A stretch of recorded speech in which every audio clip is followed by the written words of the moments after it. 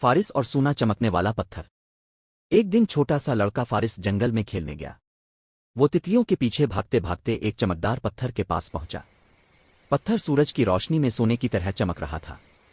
فارس نے خوش ہو کر کہا، واہ، یہ تو خزانہ لگتا ہے، میں اسے گھر لے جاؤں گا۔ جب وہ پتھر اٹھانے لگا تو ایک ننھا خرگوش دوڑتا ہوا آیا۔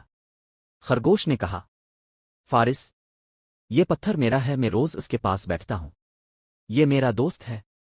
فارس نے سوچا، میں تو بس کھیلنے آیا تھا، کسی کو رالا نہیں سکتا۔ اس نے مسکرا کر کہا، اگر یہ تمہارا دوست ہے تو یہ تمہارے پاس ہی رہے گا۔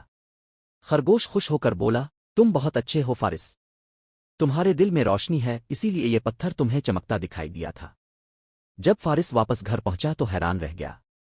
اس کے ہاتھ میں اب بھی ایک چھوٹا سا چمکدار کنکر تھا جو نرمی سے روشنی دے رہا تھا۔ سبق: نیکی اور دوسروں کے حق کا احترام کرنے سے دل چمکنے لگتا ہے جیسے سونا چمکتا ہے۔